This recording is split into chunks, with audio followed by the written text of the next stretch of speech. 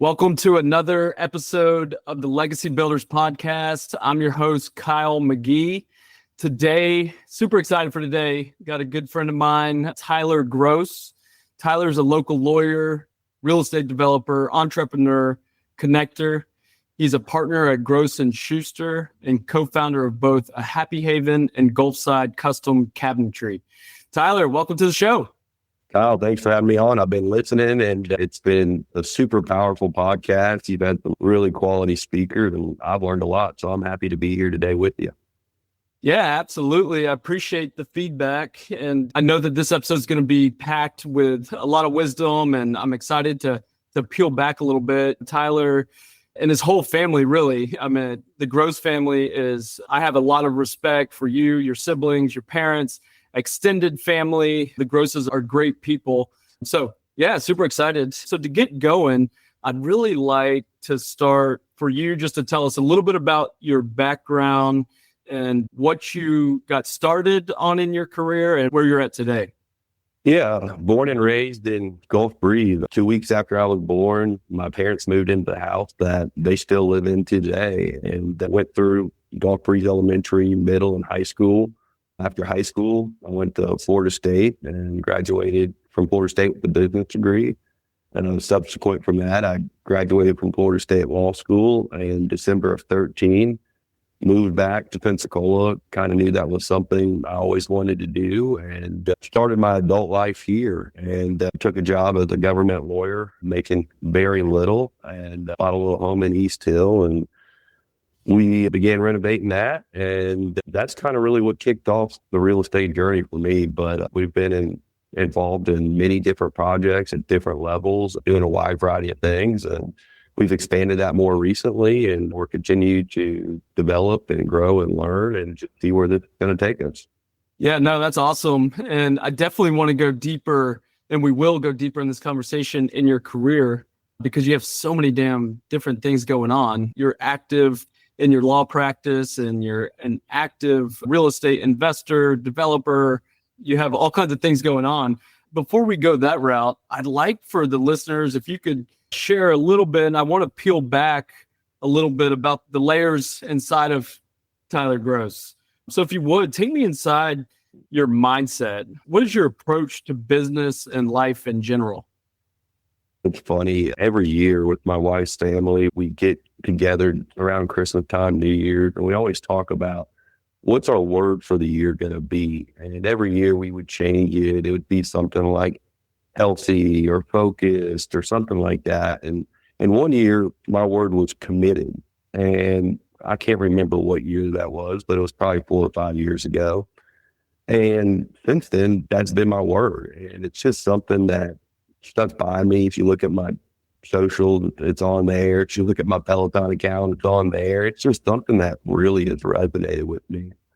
And being committed to me is being committed in everything you do, not just being a dad, not being a husband, not being a lawyer, not being a friend, just all of that together. And it's really hard, kind of like you touched on with, you got a lot going on. How do you do that? And it's really difficult to balance. But when I get involved in something, I want to be committed. I want my family to know that I'm committed. I want my friends to know that I'm committed. And I want my business partners to know that I'm committed. So that's something that really drives me. And when I sit back and kind of reflect on, do I want to do this or do I want to do that? Or am I doing this well enough? I think, am I committed? Am I willing to be committed? And that's been something, as silly as it may sound, but it really kind of just a way of looking in the mirror and saying, hey, if you're going to do it, you got limited time, so you better do it well. But that along with just being a good person, being a person of high morals, character, somebody that's authentic, that can be trusted, and that's real. I talk to a lot of people about a lot of different issues, and sometimes you don't want to hurt people's feelings, but I always try to be real with them. And I think in the long run, that's going to be beneficial. So that's who I am. That's what I'm about. Still trying to figure it out, just like you. I mean, we're in the thick of it. I think there's a song about that, but just how things work biologically and from a career standpoint, typically when you have a bunch of young kids like we both do, and you're typically in the thick of your career as well. And it's really hard to balance all those things. Yeah, 100%. I also do that practice where at the end of the year, and I probably need to expand it because I kind of do it just individually with myself. And similar to you, mine is for this year, it was diligence. And that's a word that's spoken in the Bible a lot and specifically in Proverbs. And when I think of diligence and committed, it's pretty similar, right? So in order to do anything well, you have to be all in, because if you're not all in, then you're out, right? And so What? that's powerful. Yeah, 100%, because we have so many different things going on in all different facets, and you own several small businesses, and you're a dad and a husband and all that. And it's very easy to not be diligent. But, with that constant reminder and that just little trigger word, it can just help you focus on those things and do a better job and maintain that level and that drive. And little words like that can be very powerful and can ultimately lead to a better life. So that's cool that you do that as well. Yeah. And so you've talked about that you do have a lot of going on, and most high performers do, right? Like you're not doing anything different than other people that are being super successful in different areas of their life, different areas of the country. Talk to me a little bit about what's your personal take on how you manage your time.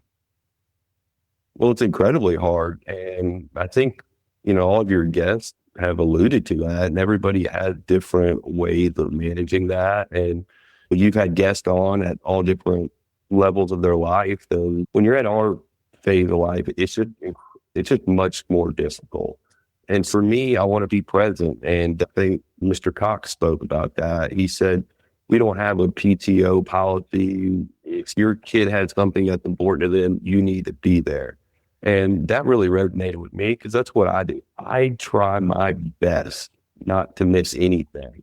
I want to be at everything for my kid. Today, I had lunch with my 6-year-old son today at Gulf Breeze Elementary, and I was there, and it was meaningful to him. Did it take away from productive time at the office? Of course, but there's ways to make that up. But life moves way too fast. And I'm fortunate to be able to honestly reflect on it and just say, golly, this portion of my life is just so important. I wish there was a pause button or something, because I remember growing up, when you're 8, you wanted to be 10. When you're 10, you wanted to be 12. And you wanted to be 16 so you could drive. Then you wanted to be 18 so you could go to college. And you wanted to be 21 so you could have beer. Then you wanted to graduate so you could make money. And you're kind of just wishing your life away and trying to fast forward everything. But I'm really in this phase of my life right now where I'm like, wow, I'm so incredibly blessed. I'm surrounded by wonderful people, family, friends, colleagues. Like, I just have to embrace this and enjoy this. As hectic as life is, as busy as life is,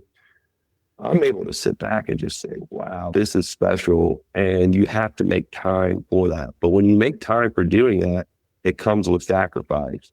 And I think a lot of people on your podcast talked about routines, and that was something that I think my routine's much differently. A lot of people talked about waking up early and doing all these things, and really my routine is being a night owl. So for example, Tuesday and Thursday of this week, my son has a 7:00 baseball game.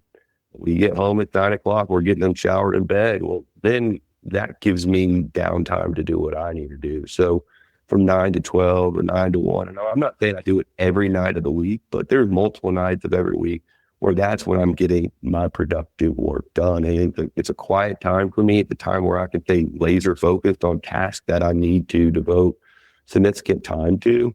The mornings are too chaotic for me, and they're too interfering, and I'm a hands-on dad. My wife is super busy.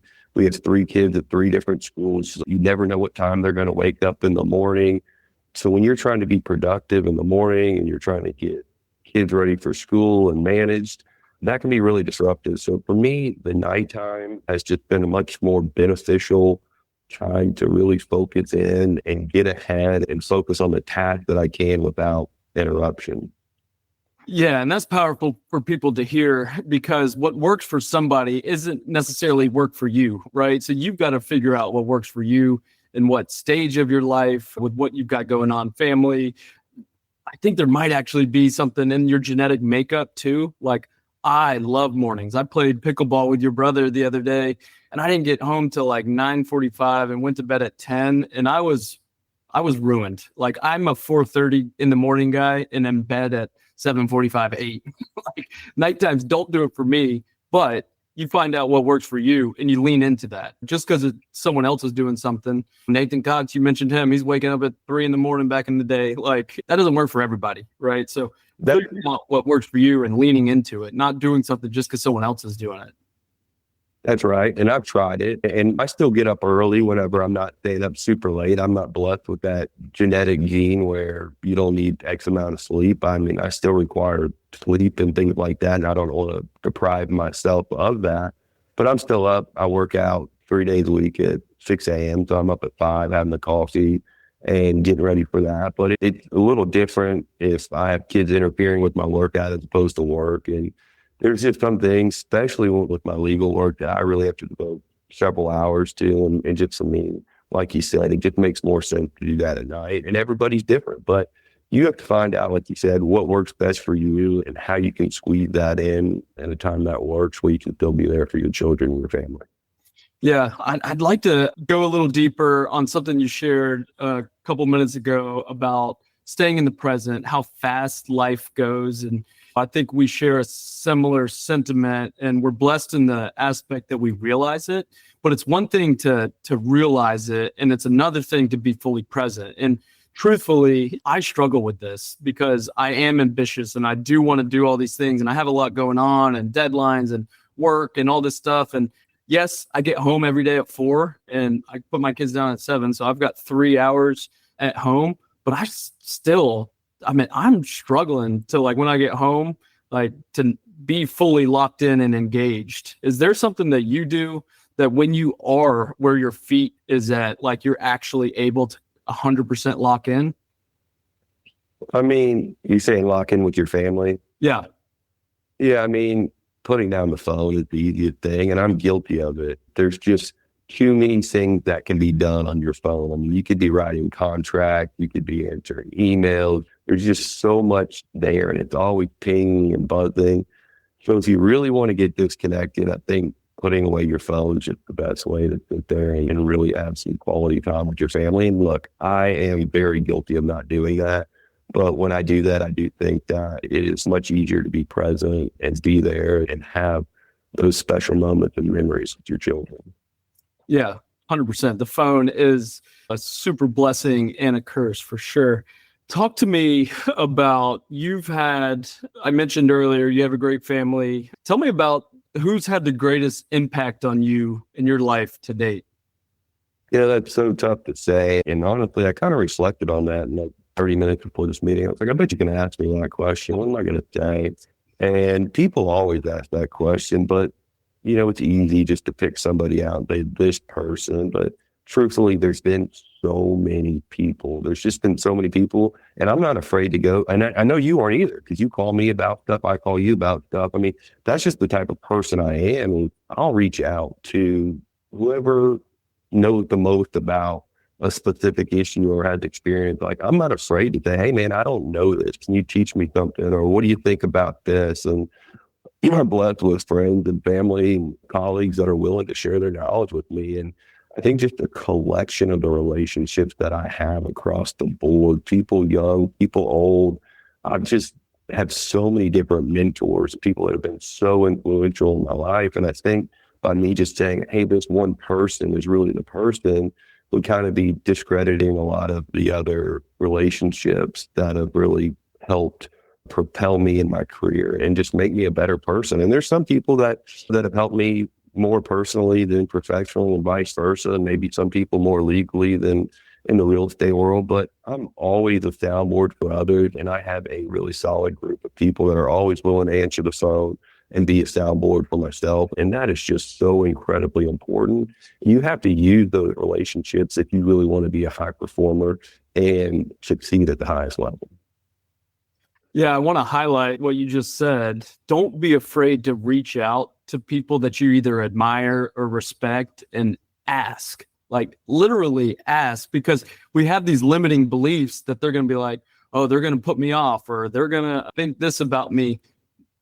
If they put you off, who gives a shit? Like, who cares? Ask anyway, right? And the more that I've put myself in positions to ask, and you can't just ask, you have to provide value or you have to act on it. And then Austin Tenpenny referenced return on relationship, which I loved. And that is like, don't always just be asking and taking. Find ways to plug in to add value to other people, right? And be that you're very big into collaboration and helping others and connecting. In your bio, you have that you're a connector, and you really are. So let's go deeper a little bit there. Like, how has that collaboration changed your perspective?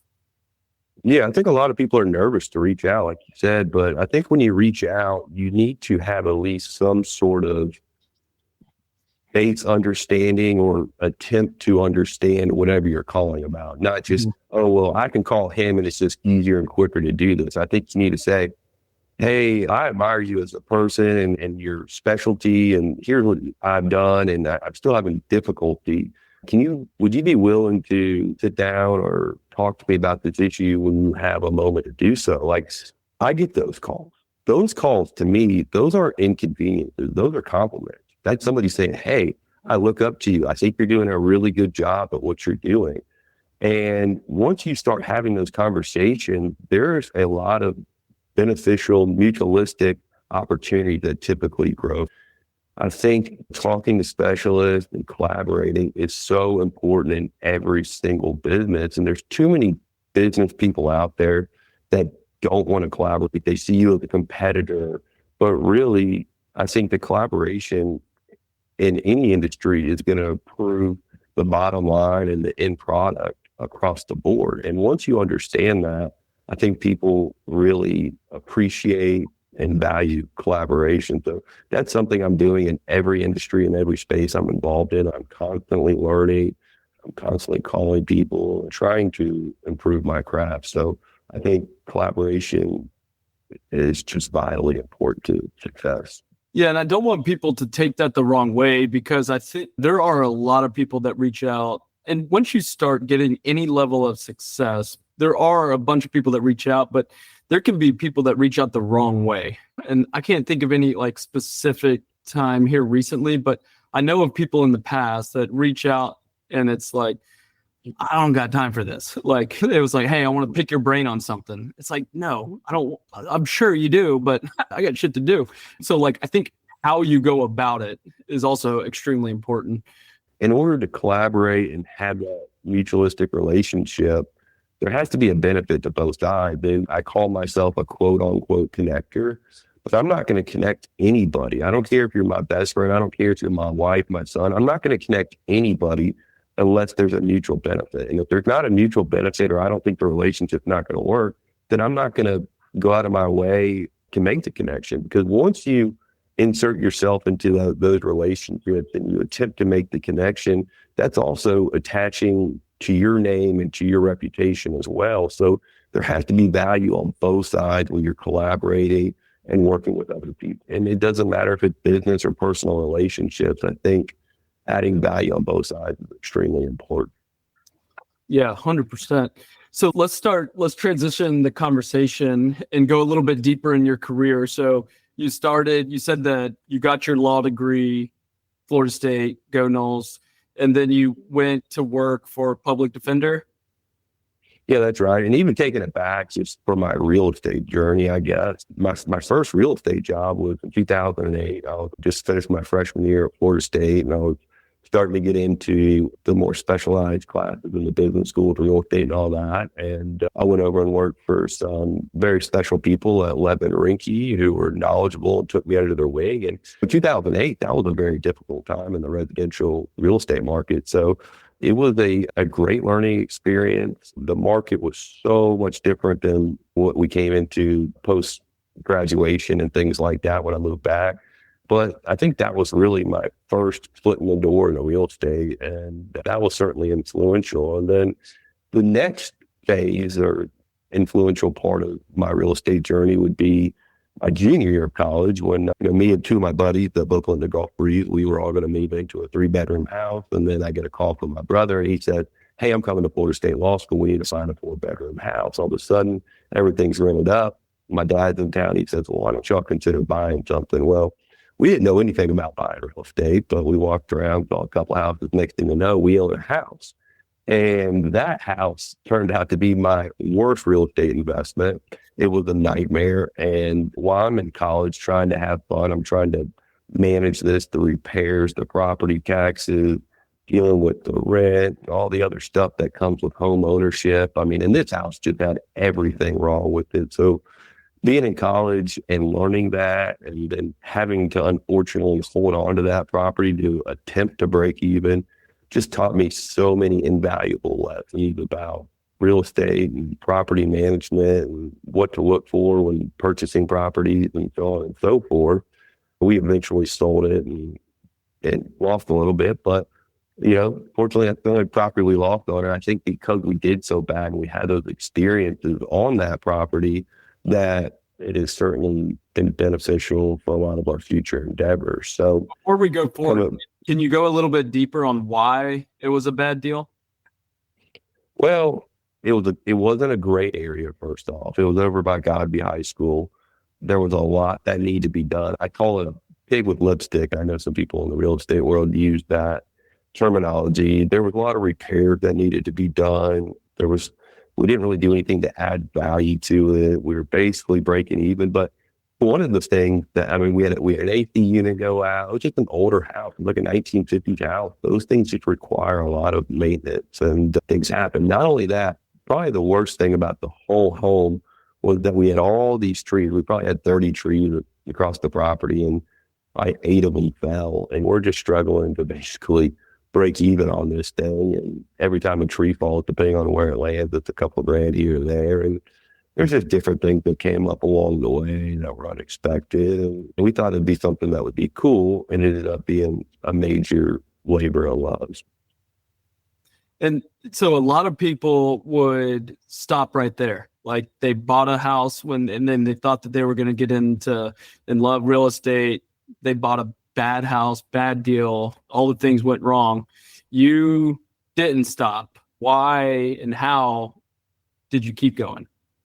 Yeah, I just took it as a learning opportunity, and I was able to realize a lot of the things that weren't beneficial in that situation. And when you go back to real estate, the most important thing about real estate's location, and I'll say that again and again, and it's easy to get distracted from that. But when I came back in 2014, I bought a home. And look, 2014 was a great time to buy a home. And for all the people our age, everybody thinks they're a real estate genius or whatever, but we just graduated at a really good time. And I'm not saying that I did some crazy amount of research and found this opportunity. It was a great time. Well, it'd be hard not to make money when you're buying a house around that time of age still. But we got in there. We found ways to improve it. So we went there. We bought a home in a good area, improved it. We maintained it well. We made sure that all the inspections were in shape and all that kind of stuff. And it turned out to be a really good home for us. And that's kind of what really springboarded us, because, we held on to it for 2 years at the time. Like you said, I was working in the public defender's office. I was making $41 grand a year. And by the time you had your mortgage, insurance, and all that, there's not a whole lot of money left over. So a little over 2 years, we'd sell it and be clear more than what I'm making a year. I'm like, hey, this looks like a pretty good side hustle, something to get involved in.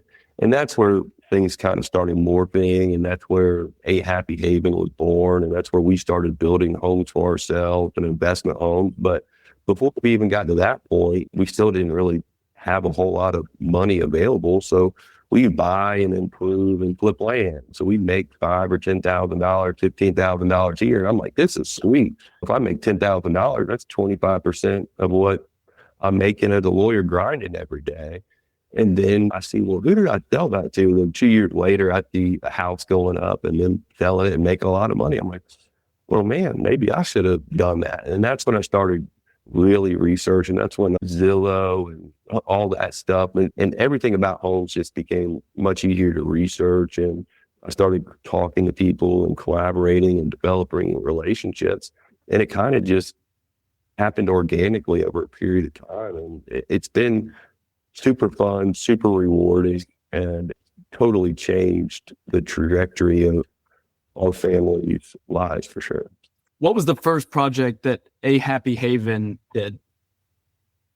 Well, after we sold the house on Avery Street, we didn't really know what to do. We were like, oh, cool, we got cash and we're sitting here, and we couldn't find another opportunity. The market was going up. We ended up finding a piece of dirt over there on Heidelberg Street, over there in a little gated community. That's where we built our next home, and ultimately ended up moving into that. In the meantime, we went back, lived with my parents, started stacking cash, and started using that to be able to invest in other properties while we were doing that. So I'd say the first development was 2017 when we built our next home. And then from there, it's just kind of taken off. And I have no idea how many homes that we built. I'd say I'm not totally, I don't love the risk. And looking back, I wish I would have taken a lot more, but we didn't have much. I was scared. We were young, still learning a lot. I know when listening to your other guests, but they've done really well for themselves by taking really big risk. And at that point in my life, I just didn't. But looking back, of course, I would have done much better. But I think also it still helped me keep that good balance, and it was in my comfort zone, and it was still fun, and I was still able to practice law and still be present for my family and all those things. So I don't really regret those missed opportunities so much. As A Happy Haven developed, I did become a little more subject to risk, and that certainly paid off too. But I don't think any year we've ever done more than 5 homes. But, when we do these projects, it's just me and my wife. And then obviously we work with a builder, but it's really us running the show. And so you talked a little bit about risk, and you said that you're not risky, or not risk averse, but you got in the game, right? And the majority, call it 95% of people, will never take the leap to actually get in the game, right? So talk a little bit about, you don't view yourself as a risk adverse person. However, you still got in the game. So what do you think it was developed from making a little money on that first deal to where it's like, okay, like, yeah. I felt a lot of comfort in real estate, and as you acquire more knowledge, I think you get more comfortable and you realize the true extent of those risks, and they probably aren't as big as you may think. And we pass on so many deals. I mean, there's just so many deals we pass on. And even now when I'm looking at a deal, I think of like the absolute worst circumstances. I'm like, what if this happened? What if this happened? What if this happened? And if all those things happen and I'm still making a profit, I'm like, this works for me. And that's what I was doing. So basically I'd say, okay, worst case scenario, these 5 or 10 things happen. Am I still making a profit? And pretty much on every project that we built ground up, the answer's been yes. And that was my signal to go. And I was never really nervous about it once I got on board with it, but it was just a matter of getting it started. And I think probably the biggest project was the 3 homes we built over there on Lakeview, which we had probably 2 others going on at that time. And those were bigger homes for us at the time. And that ended up being a really good investment for us. Yeah, and I think it's so important for people to hear. What are you doing behind the scenes, right? What are you doing when no one's looking? Like from when Tyler puts his kids down, he's looking at deals, he's doing things, he's working on things. And instead of watching Netflix or scrolling social media, like you have to look at so many opportunities. And once you start looking at so many opportunities, then you can identify a good one, right? And people share the same thing with me. Like I've probably looked at 1,000 deals to find one that I get excited about. And they're like, oh my gosh, you're taking on all this debt. And it's like, yeah, debt is a risk and it's a form of leverage to maximize your returns. But I have this plan and this playbook and this level of control. And these are typically in A+ locations, right? And there's a clear path. Is there risk? Of course there's risk. Like anything worthwhile is going to have a level of risk, and that's the stock market. That's any type of investing. So I think that's so important that you said that you're analyzing hundreds or thousands of deals for you to land on one. Yeah. And that's what I respect about you. I mean, you take the risk, but you're well studied and the rewards there, and it's super calculated. And there's a difference between educated, calculated risk and a blind risk. And you have to have the educated, calculated risk. And typically when it's there, there's a good reward. But yeah, knowing your area and being specialized in that, like when I'm looking at real estate too, when I get on and I look around, I don't look at a bunch of areas. I'm like super hyper focused on a few small areas that make sense to my mindset. And I can pretty much tell you everything about that area. You know, I'll be out Waffle House or something, and I'm like, "Hey, what's up?" They're like, "Oh, where do you live?" "Oh, down the street." "Oh, you're the house with the blue door that has the drive." You're like, I almost scare them, but I just know everything. I can tell you in the areas I'm focused on, pretty much what every house has sold for in the last couple of years that fits my criteria, and I just stay dialed in it. And you know, I don't, like you said, I don't watch TV shows or movies or anything like that. It probably drives my wife wild. I watch documentaries and nonfiction, but I spend a lot of my time. I get a lot of enjoyment. I enjoy looking at real estate. Like I do it more than I should, talking about waste of time and being present. That is a downfall of mine where I'm like, I don't need to check the market every hour to see if something new popped up, but it's just something I like and I enjoy and I'm hyper focused on. And I can guarantee we're cut from the same cloth. Like it doesn't feel like work. Like this is something that you love to do, you're passionate about it, and it lights you up, right? So talk to me about the dynamics. Your wife, Katie, is very involved in real estate. She's a mom, very active mom, but she's also a realtor involved in the design of a Happy Haven. How is the dynamics of working with your spouse and being so correlated work inside the family? Well, she's a lot easier than my other family members. I also work at the law office where I got my dad and brother-in-law. So sometimes working with her is a little easier than that. But, you know, it's one of those things, especially in real estate, always happening, that your phone's always ringing, your emails are always going. Like, it's not like, oh, it's 5:00. I'm just going to go home and be done with work for the day. And then at 9:00, I start it back up. So it's always there. It's always a conversation. And same things with the kids. Like, I'm not at the point in my life anymore we can put them down at 7 and they wake up at 7. That was good. But you're always having to care for them, provide for them. They need your attention, etc. And then she's so busy too. I mean, she has a lot going on. And I think a lot of high performers, that's not always the case where their spouse has a bunch of stuff going on too. So she worked a sales job for a very long time, and she basically retired and got into real estate, and really she's done the opposite of retiring. She's probably working harder than she's ever worked through a Happy Haven doing design and real estate. She's done it really well. She's been doing it really well. And she's done some really great things, and her business is growing exponentially. And then we started the cabinet company too, and she's basically the client-facing person in that regard. And that's a lot of work behind the scenes and collaborating with our teams from the design and building these cabinets, the install, and all the coordination of that. And when you're doing that at a very high level, whether it's real estate or design or cabinetry, like there's little room for imperfection. And again, it requires just time, focus, being committed, all those things. And it's just a balancing act, like we all say. And there's no perfect answer. It's just trying to be present during the process as well. Yeah, I love it. And it's a great answer. And I've got a lot of respect for how you guys operate, because it is a level of excellence. It's something that, like this podcast, I've shared with my team, like, hey, I'm not going to half-ass anything. If we're going to do it, we're going to do it right. I want the right production. I want the right logos. I want the right media advertising, and everything that the grosses touch is first class. You mentioned that you started a cabinet company. Tell me about the cabinet company. Well, I mean, it's what we were talking about earlier. It's like, how can we improve? Every time we develop and sell a home or do something, I always sit back and I say, how can we do that better? How can we make the process better? How can we make the transaction better? How can we make the buyers more satisfied? How can we increase our profit? Or how can we better cost engineer this? I mean, I write down everything. Whenever we're selling a piece of property and somebody's like, hey, I didn't buy this because X, Y, Z, I'm like, boom. And then whenever I'm making my plans, I'm getting with the residential drafter, we're designing our next house, I'm like, well, hey, we got to fix this, we got to fix this, we got to fix this. And that's because I'm keeping checklist of what people desire and don't desire.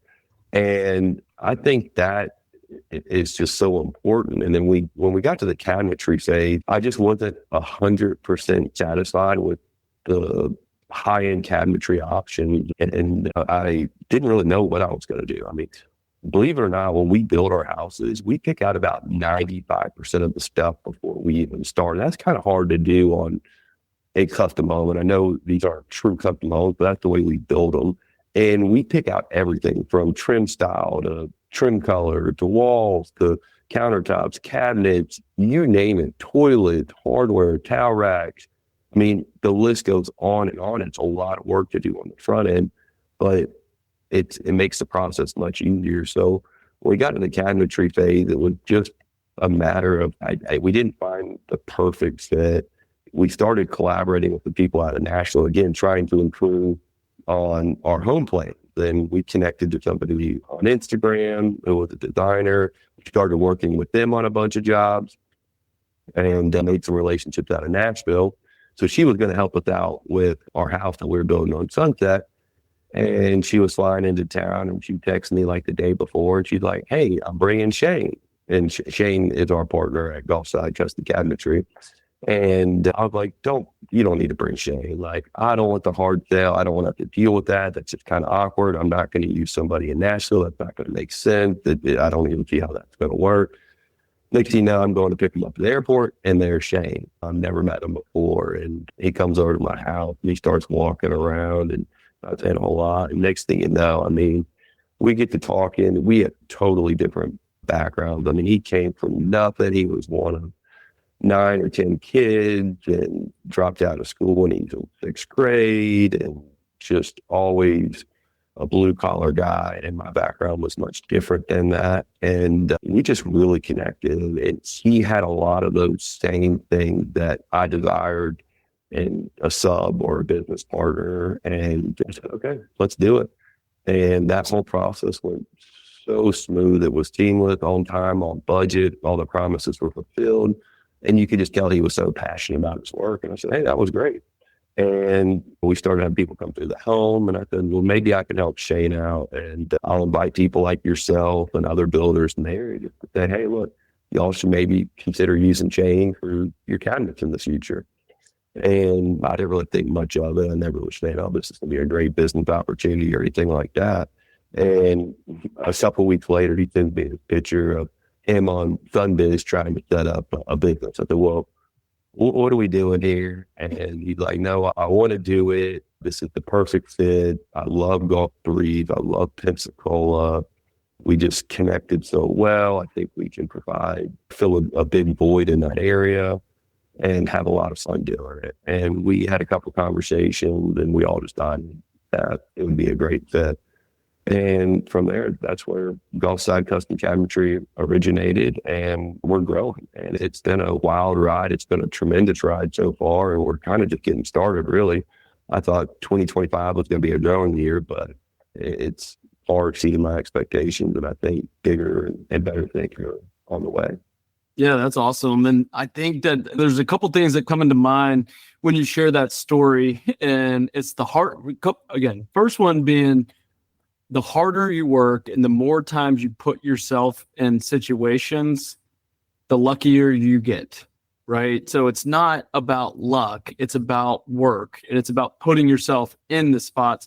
And then when I think of Shane and I think of this story, it's my favorite quote of all time, which is, opportunity handled well leads to more opportunity, right? He had an opportunity to deliver, and he did. And now he's done it time and time again, and it's opened up his world. You've helped open up his world. And Shane did my cabinets after walking through Tyler's home. I was remodeling a house, and I was impressed, and it was a good price, and he had great service. And so extremely happy. And we'll give Gulfside Custom Cabinetry a plug. Like, anybody in the Pensacola area that's looking for high-end cabinets, like, they did a great job, and great people too.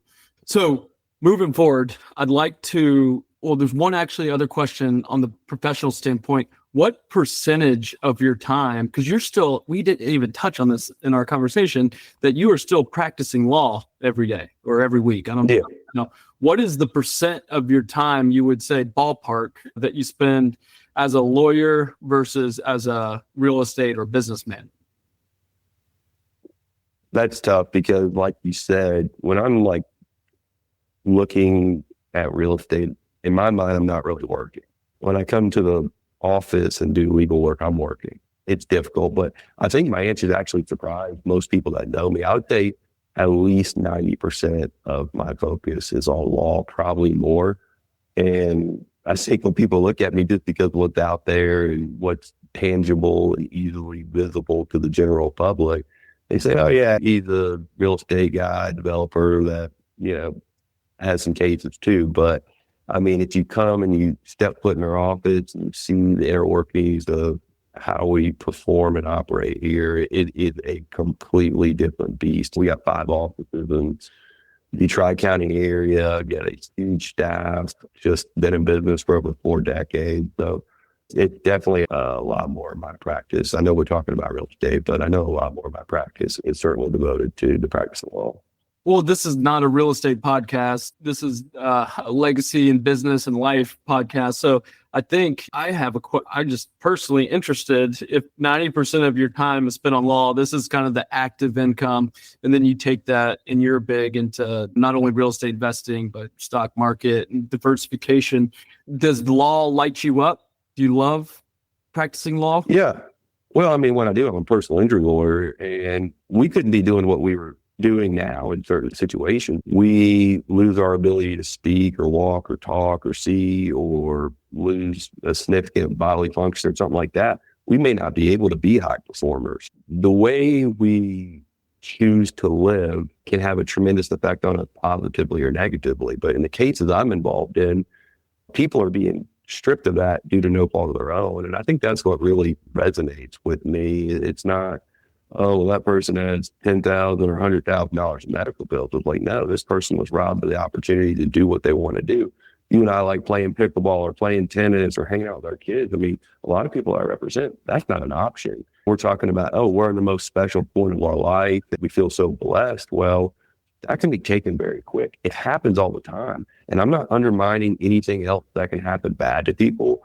But, if you see a shooting in the news, it's all over the news. But every day in our community, people are passing away due to no fault of their own.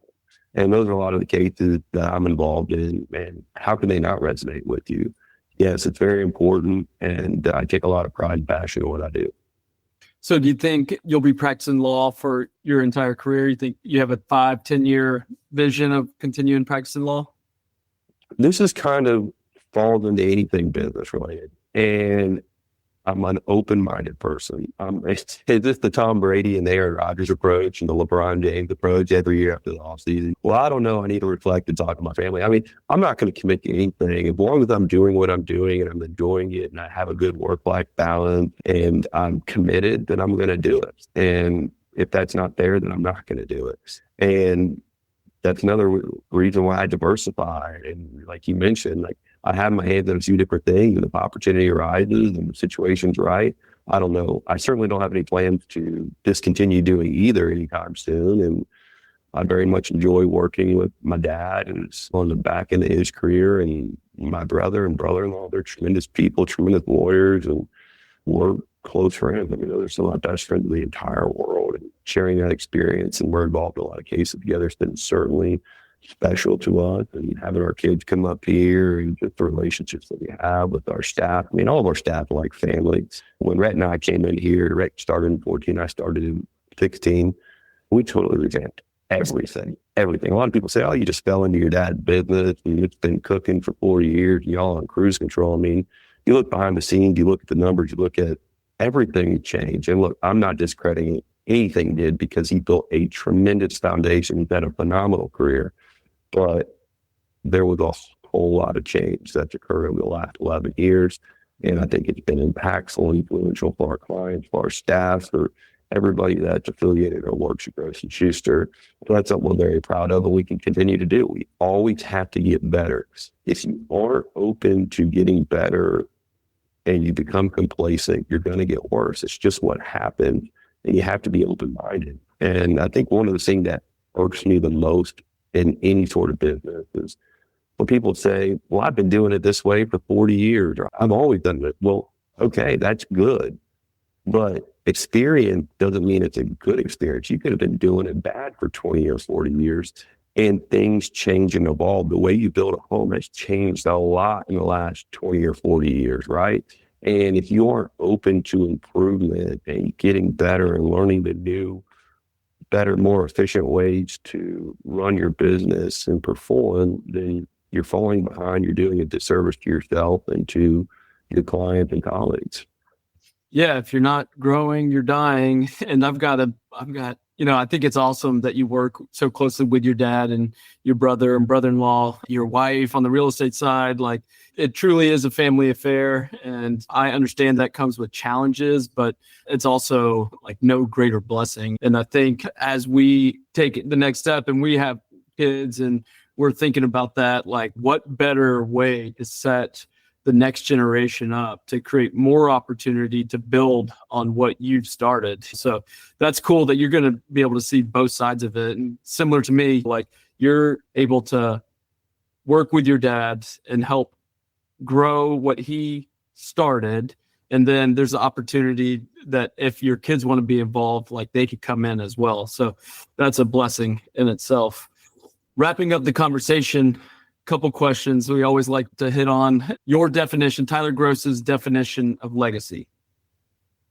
I think legacy means so many different things. And I think you have to separate it into the tangible and intangible. And tangible being money and assets, and intangible being things that are far more important than that.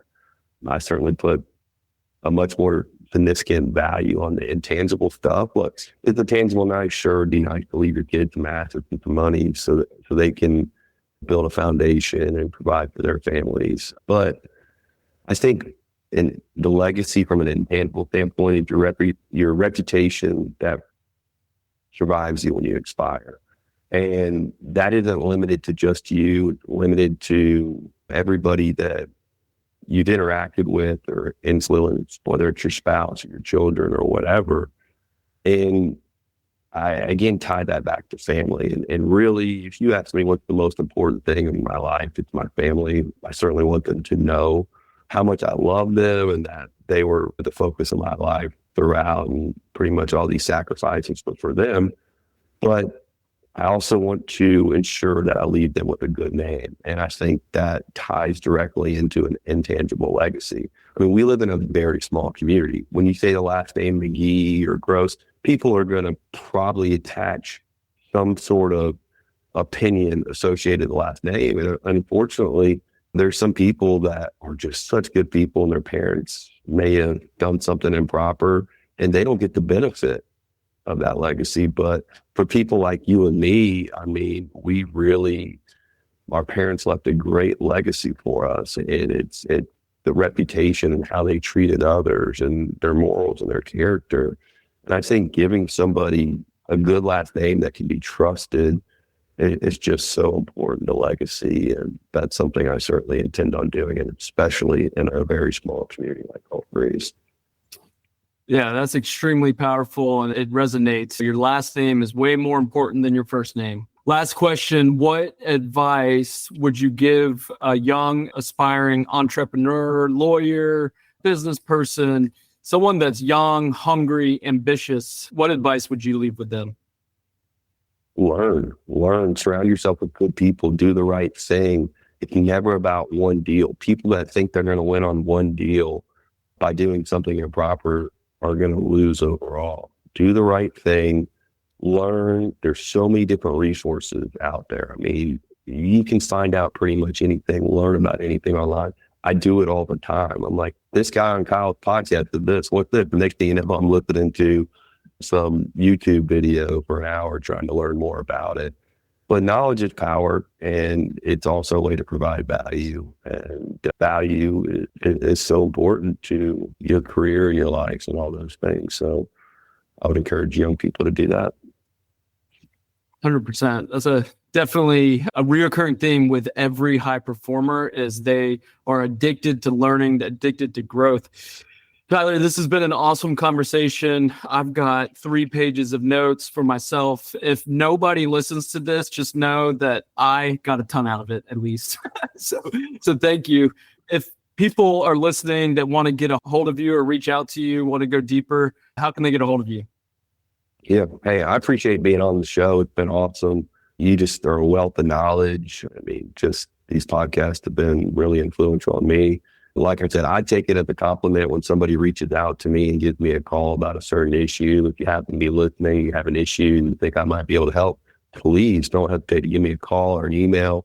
My phone number is 850-637-2222. That's on my website.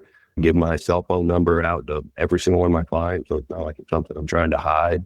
That's probably the best way to get me. Just if you don't want to reach out and give me a call, just shoot me a text and I can promise you I'll get back to you. Yeah, I love that. And we'll put a link in the show notes. So again, thank you very much, Tyler, and thank you all for listening to another episode of the Legacy Builders Podcast. Have a great day.